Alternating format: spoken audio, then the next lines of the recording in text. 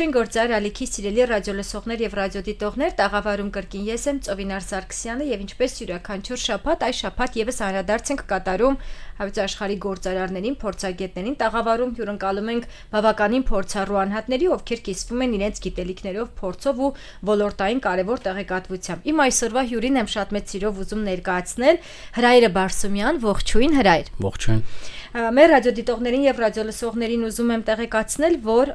Հրայրը հանդիսանում է Optimize խորհրդատվական ընկերության հիմնադիրը, նաեւ Optimize ակադեմիայի առաջինը ավելի խորհրդատվական ծառայություններ է մատուցում, երկրորդը նաեւ կրթական ծառայություններ, բայց այսօրվա հիմնական թեման, որի մասին որ խոսելու ենք, քննարկելու ենք, լինելու է ֆինանսական ոլորտը, շատ կարեւոր ու առանցքային ոլորտ գործարարության մեջ, չկա այնպիսի ոլորտ, որը որ չառնչվի ու ավելի խորքային ենք հարցերը քննարկելու։ Մինչ հիմնական ոլորտային հարցերին անցնելը Հրայր, մի փոքր ձեր կրթական հենքը կներկայացնեք ու ինչպես եք հետաքրքրություն ցուցաբերել հենց այս ոլորտի նկատմամբ ֆինանսների, քանի որ գործարարությունը շատ լայն է։ Շնորհակալություն։ Նախ առաջին հերթին շնորհակալություն ինձ ընդունելուց ձեր տաղավարներում։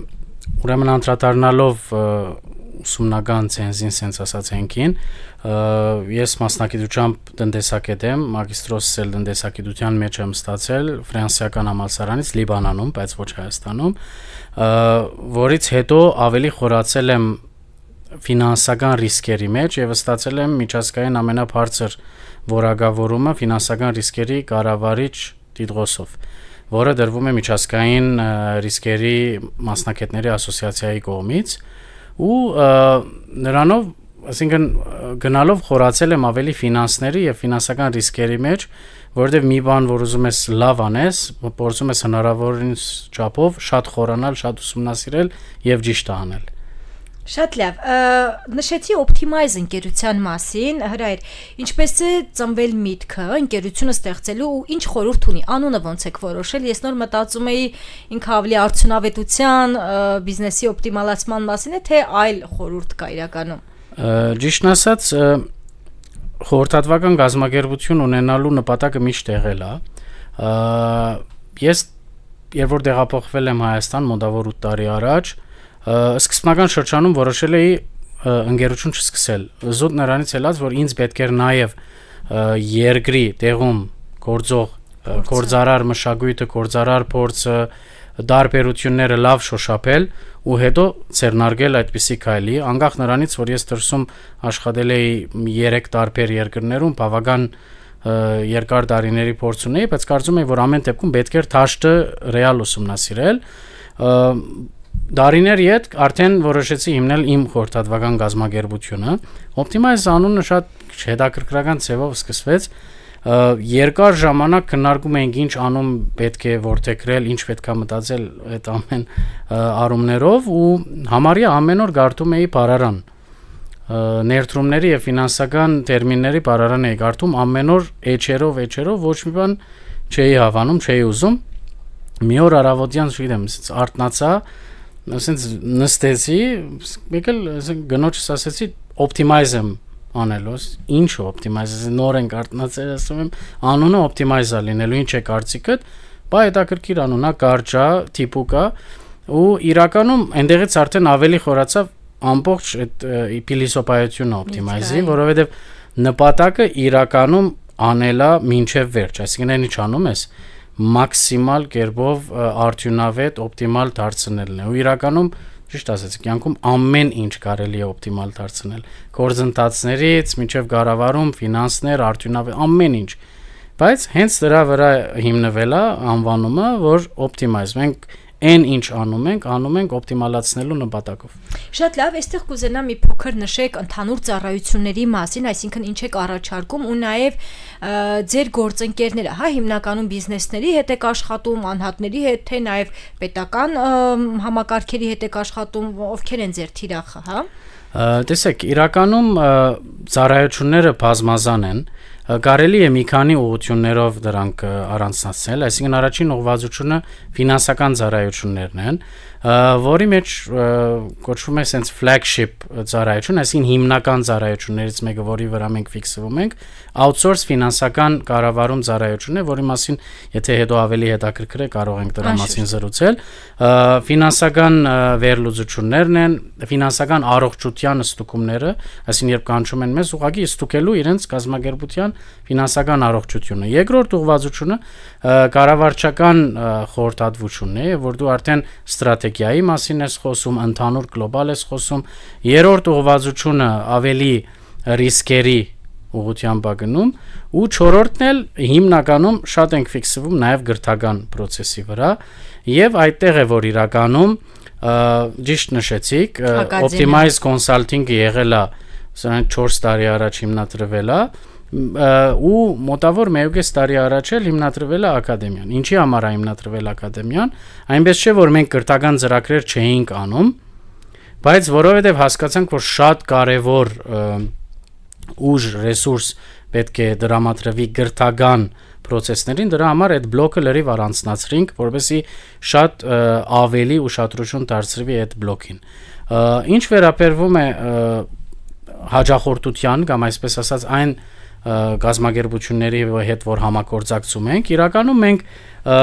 սահմանապահումներ չունենք, այսինքն մենք աշխատում ենք ստարտափ ունեցողից կամ զուտ փոքր ծերներեցի հետ, մինչև կորպորացիաներ,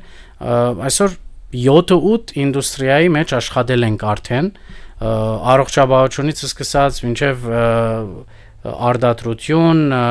food and beverage, աշխատում ենք հիմնադրամների հետ, բնականաբար այսինքն այնպիսի հիմնադրամներ, որ բավական մասշտաբային ու իրական գործ են կատարում երկրում,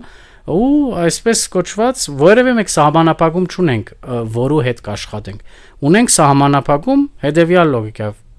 ինչ տեսակ մարդկանց հետ կաշխատենք ու ինչի համար կաշխատենք։ Ինչ տեսակ մարդկանց, դա նշանակում է առաջին հերթին, որ այդ էթիկական նորմը շատ կարևոր է, ճշտաբանությունը կարևոր է ու վերջնակետն է կարևոր։ Եթե մենք աշխատում ենք մի բան բարելավելու, մտնում ենք այդ պրոյեկտերի մեջ, եթե տեսնում ենք, որ հնարավոր չէ, արդեն չենք համագործակցում։ Շատ լավ, հրայր, տեսեք, վստահաբար շատ ենք դրա մասին նշում, նաև շատ բարձրաձայնում եմ, որ մենք ունենք ֆինանսական գրագիտության մասով լուրջ խնդիր։ Դա ոչ միայն գործարարության մեջ, այլ ընդհանրապես, նույնիսկ կենցաղային հարցերի դեպքում այնպես չէ, որ մեր վիճակը այսպես բարվոք է եւ նույնիսկ տարական կենցաղավարության մեջ մենք ֆինանսական խնդիրներ ունենք, ֆինանսական գրագիտության, հա, բայց եթե գալիս ենք դեպի բիզնես դաշտ, գործարար դաշտ, շատ դեպքում ֆինանսներն ու հաշվապահությունը կամ զուգակցում են իրար հետ կամ շատ դեպքում նույնիսկ ասում են դե մենք հաշվապահություն ունենք, մեր ինչին է պետք առանձին ֆինանս վարելը եւ այլն, բայց ըստ իմ գնահատմամբ դրանք բոլորովին տարբեր ուղղություններ են եւ միշտ չէ որ հաշվապահը պարտավոր է ֆինանսական գրագիտություն ունենալ կամ հակառակը։ Այս մասով ձեր փորձառությունը շուկայի մի փոքր կնշեք ու նաեւ կուզենամ հավելյալ սրան էլ անդրադառնանք մեզանում խորհրդատվական բիզնեսները մի քիչ դժվարություններ ունեն, չէ՞։ Մենք միշտ բանով ենք նայում, ավելի սկեպտիկ ենք նայում, մտածում ենք դե լավ ինչ է անում, խորհուրդ է տալիս, ես դա գիտեի կամ չգիտեմ, ես դրա մասին արդեն ուսումնասիրել էի։ Ձեր փորձառությամբ մի փոքր կկիսվեք։ Շատ լավ, տեսեք, իրականում շատ հետաքրքիր հարցադրում է, որովհետև իսկապես այդ ֆինանսական գրագիտության բացը տեսնում ենք, այդ ֆինանսական գրագիտության բացը վնասակար է, բայց նաև պետք է լավադես լինել այդ առումով, որ ես նաև փորձառությամբ ու տարեց տարի տեսնում եմ, որ առաջին փոփոխությունը լինում է, երբ արդեն մենք գիտակցում ենք, որ ինչ-որ բանի բացում ենք։ Այն հոսքը, որ գալիս է դեպի մեզ outsource ֆինանսական կառավարման դիտանկյունից, երբ որ մարդիկ գալիս ասում են, որ գիտեք, մենք օրինակ շատ լավ վաճառող ենք, product-ը շատ լավ ենք վաճառում, մենք շատ լավ գիտնական ենք, ստեղծում ենք, ստեղծարար ենք, բայց չգիտենք ֆինանսները կառավարել։ Մեզ պետքա մարդ թիկունք, ով մեր հետ քայլի այդ ճանապարհը, որովհետեւ մենք հնարավորինս չափով անգանխադեսելի մասշտաբը փոքրացնել ու մեր բիզնեսը դարձնել կանխադեսելի։ Այդ առաջի քայլն է։ Եվ որ մարդ կոմոդ գալիս է արդեն այդ հասկացողությամբ, դու արդեն ունենում ես հնարավորություն իր հետ աշխատելու։ Իսկ այդ առումով իրականում դա արդեն առաջին քայլն է, որ դարձնում է ցանկացած process հնարավոր։ Ու ես տարիների ընթացքում դա տեսնում եմ։ Ես նաև որ գրթականով եմ շատ աշխատում, օրինակ մարզերի հետ, ծերներեցների հետ որ աշխատում եմ, ամեն դեղ ֆինանսական կրակիտություն բարձրացնելու միտում տեսնում եմ։ Հիմա մնում է այսպես ասած չթուլացնել այդ տեմպը, շարժվել առաջ ու ընդհանուր ֆինանսական կրակիտության ուղղությամբ աշխատել, որովհետև ֆինանսական կրակիտությունը իրականում անձնական կյանքից սկսած մինչև բիզնեսում, մինչև հիմնադրամներում բոլոր տեղերում շատ կարևոր է։ Ինչ վերաբերվում է հաշվապահական process-ներին, ճիշտ է, բայց իրականում մենակ Հայաստանում չի դա, որ այսպես կոչված խորհրդատուների մասով երբեմն շատ սկեպտիկ եմ մոտենում, նույնիսկ անեկդոտներ կա դրա մասին, ասում են խորհրդատուն այնպիսի մարդ է, ով գալիս է քո ժամն է վերցնում, քեզ ասելու համար ժամը կանիցն է ու հետո այդ ժամը բաղում է իր մոտ։ Այսինքն, բայց այստեղ արդեն քեզ մնում է հասկանալ ում հետ ես աշխատում, ինչ արդյունքի համար։ Ինչ վերաբերվում է հաշվապահության, ես միշտ ասել եմ, իմ համար շատ պրինցիպիալ բան կա։ Շատ ժամանակ տեսնում եմ անդեսանելի պայքար, այսինքն transparent պայքարը հաշվապահության եւ ֆինանսների միջեւ։ Հաշվապահությունը օրինակի համար մտածում է, որ ֆինանսական բաժինը իրան գերատասում է ավելի կարևոր է, կարծում ֆինանսներն էլ մտածում են, որ հաշվապահությունը ինչ է անում։ Ինչպես մարքեթինգի եւ վաճառքի դեպքում։ Իրականում այստեղ ես միշտ ասում եմ հետեւյալը, հաշվապահությունը ոնց որ քո պատմապանը լինի։ Այսինքն քո ամբողջ պատմությունը ճշգրիտ ձևով հավաքագրում է այդ դվյալները, տալիս է, կույկակրում է, հաշվառում է։ Իսկ քո ֆինանսիստը դեպի առաջ նայողն է։ Բայց որովհետեւ այդ ֆինանսիստը կարողանա դեպի առաջ նայել, ինքը պիտի հիմնվի ճշգրիտ տվյալների համար։ Այսինքն այստեղ էս երկու թևերից որևէ մեկը որ հանես, բալանսը խախտվում է եւ դու արդյունքի չես հասնում։ Դրա համար միակ տարբերակը քրակետ բիզնես վարելու այդ երկու թևերը ունենալն է՝ հաշվապահությունն ու ֆինանս ու իրանց միջև նորմալ համագործակցությունը։ Ու դրանով է որ դու կարողանաս քո համար գայուն աճի ճանապարհ ստեղծել։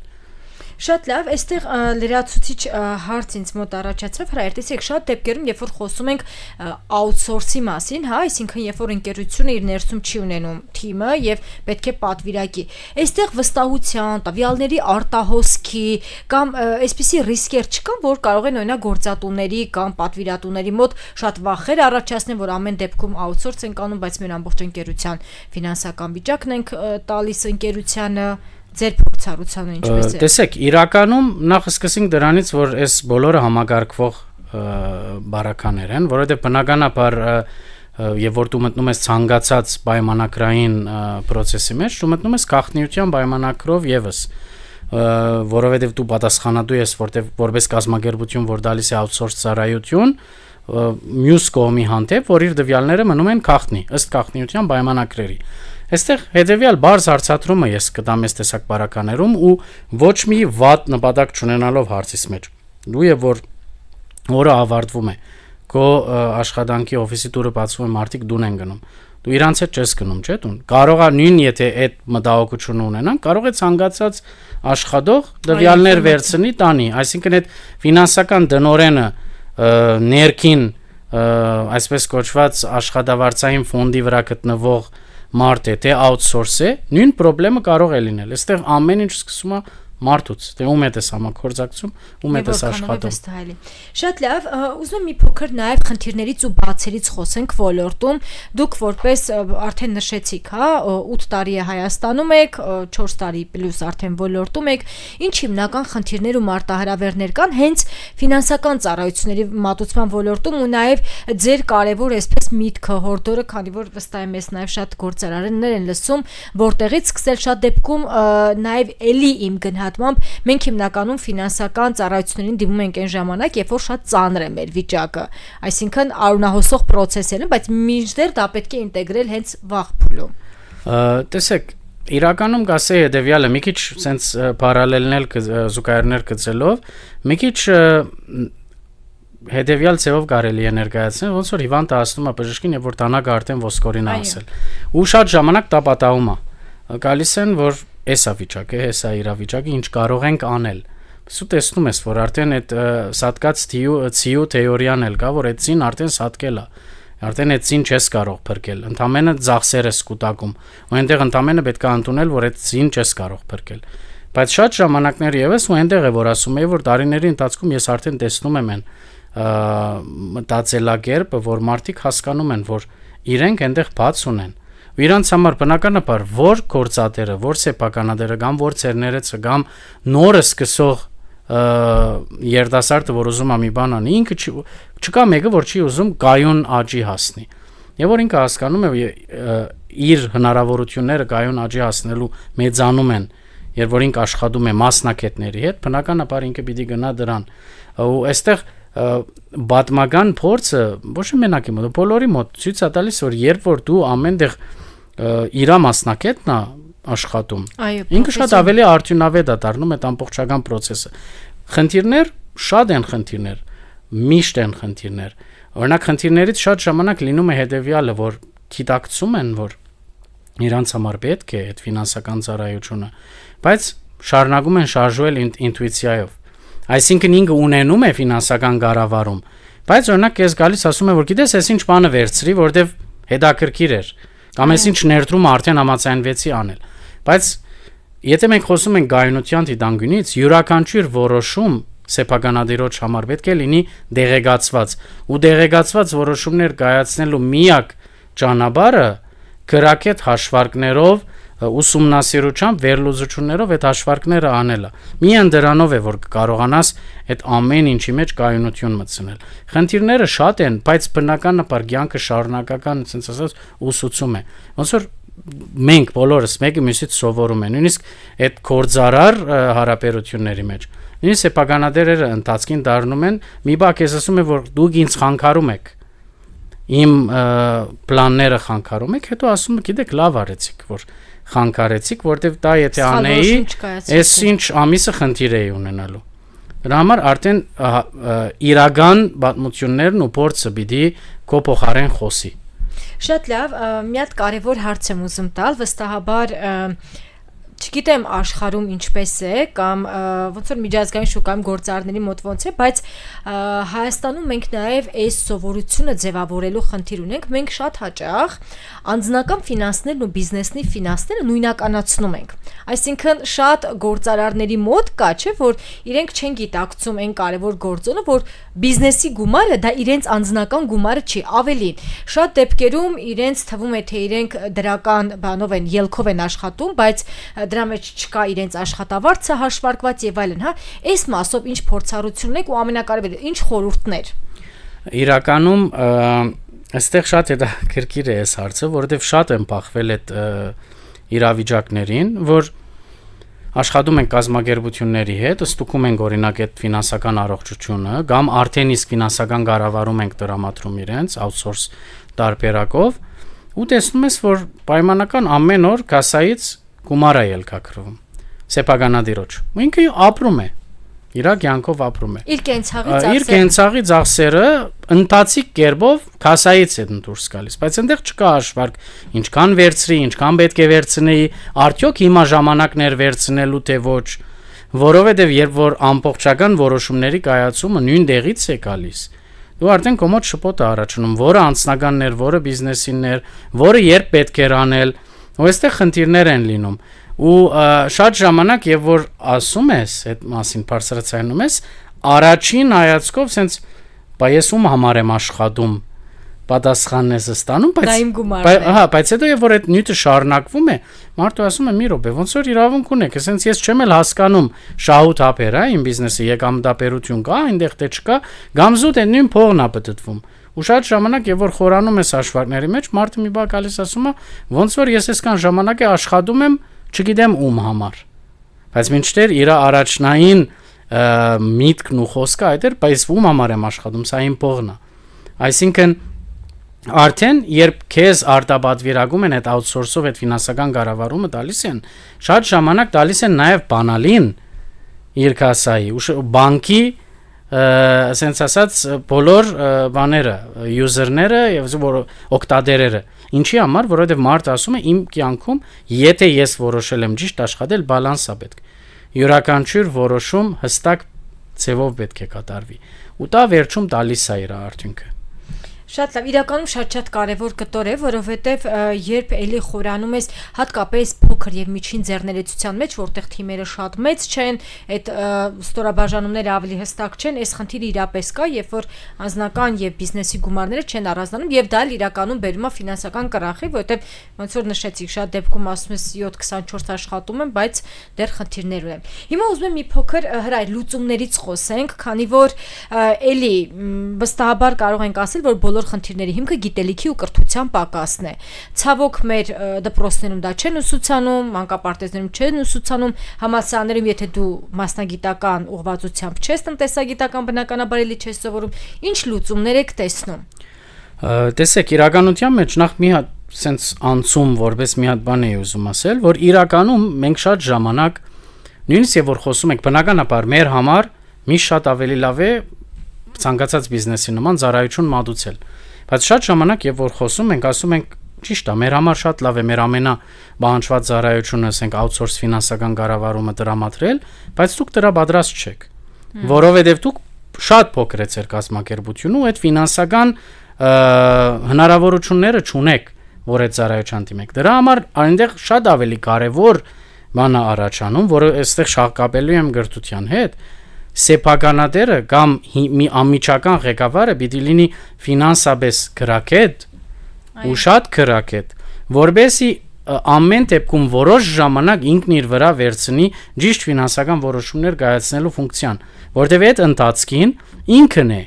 այդ անձնավորությունը կամ այն մարդը, որ այդ որոշումները կայացնելու է։ Դրա համար այդ ամեն ինչ պետք է անել շատ գրագետ կերպով։ Ու մենք ինչ անում ենք, այս ուղղությամբ դրա համար էր, որ նաև սկզբում ասում էի, որ մենք նույնիսկ որոշեցինք մի ժամանակ անկախ նրանից, որ բարբերական դասընթացներ էինք իրականացում ֆինանսական գրագիտություն թեմայով, որոշեցինք ամբողջովին առանցնել ակադեմիան ու շատ ավելի խորանալ այդ դասընթացներով առումով։ Հիմա էլ շատ դասընթացներ ենք իրականացնում, անմիջապես մենք այսպես ասած այս ամսի 27-ին ունենք ֆինանսական գրագիտության դասընթաց, որտեղ ասում ենք ֆինանսական գրագիտություն որոշում կայացնողների համար։ Չենք ասում, որ ֆինանսիստը փոխարինելու է ցես, այլ ասում ենք որպես ղեկավար, որպես սեփականատեր, որպես բաժնիպետ, դու պիտի ֆինանսապես գրագետ լինես, որպեսզի որոշումները տեղեկացված կայացնես։ Նաև այստեղ շատ փոքր եւ բագակից եւ սենց շատ ամփոփ բան ասեմ, որ ցեզ անցած օրներ խոստանում եմ եւ որ հետակային ավելի բացվի այդ գարգինը եւ ինֆորմացիան ավելի հասանելի դարձնենք, մենք հիմա շատ ավելի խորքային ուսումնասիրությամբ ենք գնում, շատ ավելի մանրամասն process-ը կազմակերպում ֆինանսական գրագիտության նվիրված, որին կդառնա ամբողջական փաթեթ հնարավորինս չափով երկրում ֆինանսական գրագիտությունը բարձրացնելու մեր մասնակցությունը տալու համար։ Շատ կարևոր բան է իրականում ու նաև հրայր վստահաբար ձեր պորտֆելում ծառայությունների մատուցման նաև այս կտորը կա, բայց ինքս էլ բավականին շատ շփվելով օրինակ ստարտափերի հետ, ովքեր որ նոր գաղափարներ են գեներացնում, այստեղ ամենամեծ բացերից մեկը հենց ֆինանսական կտորն է, որտեղ իրականում թիմերը հրաշալի գաղափար են ստեղծում, հրաշալի մարքեթինգային լուծումներով, հրաշալի process-ներ առաջ են տանում, բայց հենց գալիս է ֆինանսական կտորին, ոնց են գումար աշխատելու, մեր ծախսային կտորը ոնց անելու, այդտեղ արդեն առաջ են գալիս խնդիրները ու նաև առաջ են գալիս այնքանով, որ ներդրողներին չեն կարողանում հստակ ներկայացնել ֆինանսական պլանավորում։ Իսկ ներդրողին առաջին հուզող հարցերից մեկը դա է։ Իրականում այստեղ տեսեք շատ կարևոր կոմպոնենտը հետևյալն է։ Այ հենց դա է, որ շատ ժամանակ շատ լավ պրոյեկտներ ցախողվում են։ Այո։ Զուտ նրանից ելնելով, որ ֆինանսական մտածելակերպը բացակայում է։ Ու դու չես կարողանում այդ պրոյեկտի հիմքը ամուր կառուցել ու այն պրոյեկտը, որ պետք էր հաջողվել, ցախողվեց։ Ինչի, որովհետև օրինակ դու հանգարց հայտնվեցիր մի հատ շտաբ ներդրման դիմաց կամ մի հատ սխալ գործարքի դիմաց, որը ամբողջ հիմքերը խառնում է իրար։ Դրա համար իրականում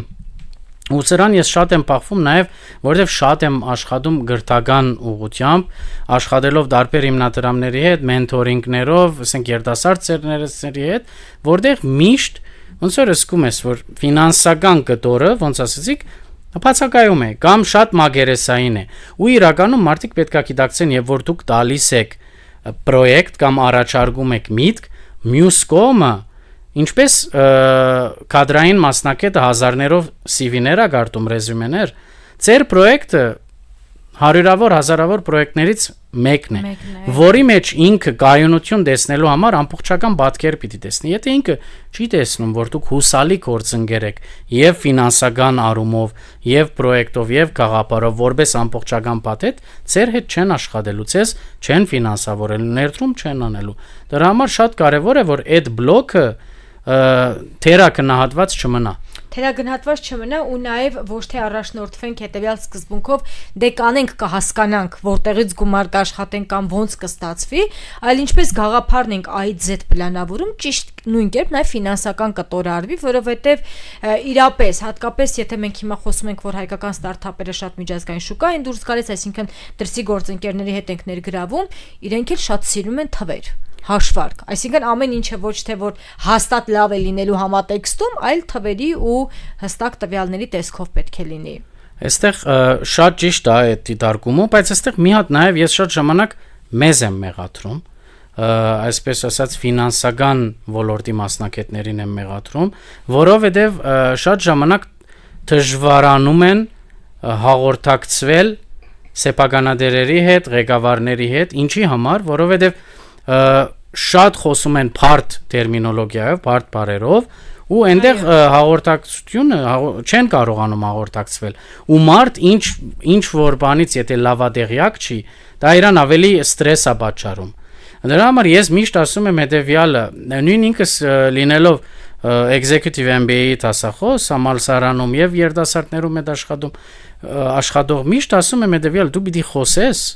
բարձ լեզվով։ Նույնիսկ եթե դու ուզում ես ֆինանսներ բացատրել կամ ֆինանսի մասին խոսել ու համոզել ուղղություն ցույց տալ, դու պիտի խոսես այն լեզվով, որը ընկալելի ու հասանելի կլինի քեզ լսողին։ Քեզ բժիշկն էլ պիտի հասկանա, ծերներեցն էլ պիտի հասկանա, միկրոծերնարկատերն էլ պիտի հասկանա։ Դու պիտի չփորձես մեծ բառեր օգտագործվելով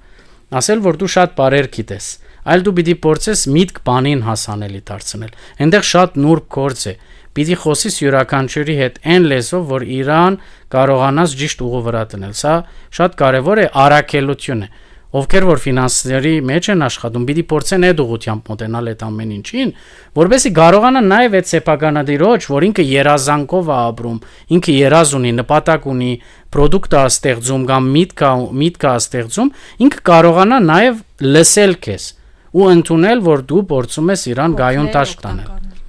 Շատ կարևոր թեմայի մասին էինք խոսում, Հրայր, ուզում եմ նաև մեր ռադիոլսողներին ու ռադիոդիտողներին նորից հիշեցնենք, քանի որ նշեցիք դասընթացի մասին, փետրվարի 27-ին նաև ինչպես կարող են դիմել, ում կարող են դիմել, ոնց է ընդհանուր, հա, հաստատումը լինում։ Մի փոքր նաև սրա մասին ավելի մանրամասն։ Շատ բարի,